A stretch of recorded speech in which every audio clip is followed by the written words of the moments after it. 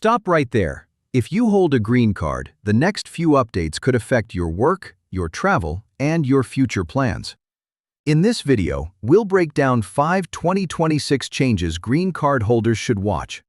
Stay to the end because some changes may matter a lot. So let's dive right in. The part that surprised me most today. And of course, my goal is always to inform you so you leave this video a little more prepared, understand what is happening, and can plan ahead and adjust early so you are never surprised when important updates come along and affect your future decisions too. I've been a green card holder myself, so I know how these updates and details can help people like you. So let's dive right in. The first change I'm seeing right now for green card holders involves SBA loans, and that matters here. Starting March 1st, if you're a green card holder applying for an SBA loan and you have an ownership stake in the business requesting that loan, you may no longer qualify. If you already submitted an SBA application, your eligibility could be affected regardless of how long you've held your green card or whether you're close to naturalization. There may be no easy workaround. That is frustrating because small businesses help power the U.S. economy. If you are a green card holder, you still pay taxes, and you still followed the rules. This could become an obstacle when you try to grow. If you're eligible for citizenship, this may be the time to prepare and file after checking official guidance and speaking with a qualified immigration professional first. Second, there may be more background checks and medical reviews for some green card holders now. What does that mean? It means that when you renew your green card, they may review your file more closely, right? So, if you're going to file your I-90 because your card is older than 10 years and you are renewing it, processing may take longer because officers may do more research and more background review to check eligibility, fraud concerns, and any arrest history under the updated review process this year too. They are looking more closely at your background when you renew your card and when you apply for citizenship in some cases right now. So, if you file for citizenship and there has been any red flag, any past issue, or anything that could look like fraud, even from a visa application used to enter the country, officials may review it when deciding whether to renew your green card or keep your lawful permanent resident status under closer scrutiny during any new review process this year now. So, if you're going to apply for citizenship, you definitely want to carefully review your eligibility first. Don't simply submit an I-90 or N-400 for naturalization without going through everything thoroughly. If you have any uncertainty, if something feels off, that is the time to speak with a qualified immigration professional. Just schedule a consultation, right? Because the N-400 can give immigration another chance to review earlier marriages, prior filings, and older green card applications before they make a decision that affects your status or future plans later on more carefully than before in some cases too. Number 3. Travel, right? For the first time ever, they are now using biometrics and taking a photo of you when you enter the country and when you leave the country. Why? Mainly for security reasons, right? And to check whether someone else is using your green card or whether you have any arrests or anything concerning in your background, right?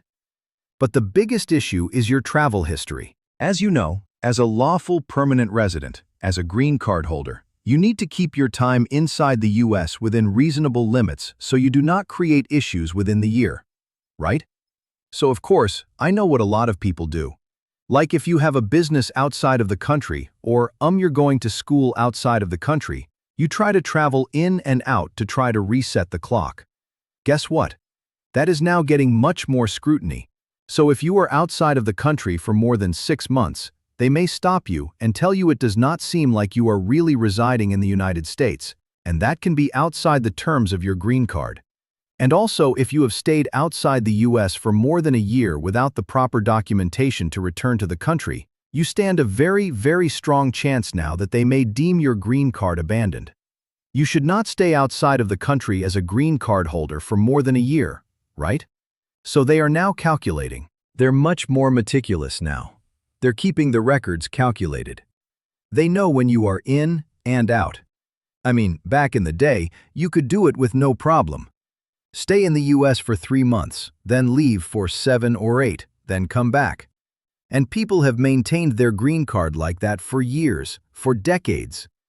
But under this administration and with newer technology and with the increased investment, they are tracking these patterns and may go after your green card to either deem it abandoned or to say that you are not upholding your end of the bargain when you said you wanted to be a legal permanent resident. Number 4. There may now be a greater risk of detention during rescreening for refugees, right? So normally, when refugees enter the country, after 1 year, if you are admitted into the country with refugee status, not asylum, with refugee status, you are allowed after 1 year to file for your green card. Now, based on a recent DHS memo, they are saying that when these refugees apply for their green card after 1 year, and mind you, the law allows them to apply after 1 year, in 2026 they may be sent for additional screening before the card is issued, so officials can review eligibility and background. So if you are a refugee, you should go ahead and apply as soon as you are eligible.